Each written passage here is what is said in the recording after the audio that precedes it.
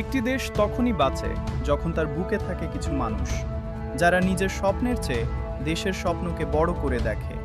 এরা সাধারণ মানুষ নয়, এরা বাংলাদেশ সেনাবাহিনী। 1971 সালের রক্তাক্ত মাঠ থেকে যে বাহিনীর জন্ম, সেই বাহিনী আজ বিশ্বের অন্যতম সম্মানিত সেনাবাহিনী। এই বাহিনী তৈরি হয়েছিল শুধু অস্ত্র দিয়ে নয়, তৈরি হয়েছিল মায়ের দোয়া আর দেশপ্রেমের আগুন দিয়ে। ভোর 4টায় যখন পৃথিবী ঘুমায়, তখন একজন সৈনিক উঠে পড়েন। ঠান্ডা মাঠে, বৃষ্টিতে, কনকনে শীতে, প্রতিটি দিন তিনি নিজেকে ভাঙেন শুধু দেশের জন্য আরও শক্তিশালী হয়ে উঠতে। তার জীবনে নেই বিলাসিতা, আছে শুধু কর্তব্য, শৃঙ্খলা আর ত্যাগ। শুধু বাংলাদেশের মাটিতেই নয়, বিশ্বের সংঘাতপূর্ণ প্রতিটি কোণে বাংলাদেশের সৈনিক দাঁড়িয়ে আছেন, নীল হেলমেট মাথায়, বুকে শান্তির প্রতিশ্রুতি নিয়ে। জাতিসংঘের শান্তিরক্ষা মিশনে বাংলাদেশ বিশ্বের 1 নম্বর সেনা প্রেরণকারী দেশ।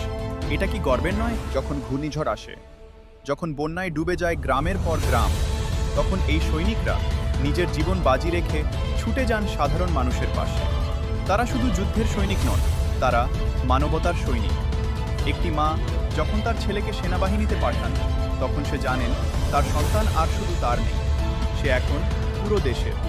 বাংলাদেশ সেনাবাহিনী শুধু একটি বাহিনী নয়, এটি এই মাটির প্রতি একটি প্রতিশ্রুতি, সদা সর্বদা দেশের জন্য। ভিডিওটি যদি ভালো লেগে থাকে, লাইক দিন, শেয়ার করুন আর কমেন্টে লিখুন, বাংলাদেশ সেনাবাহিনী জিন্দাবাদ।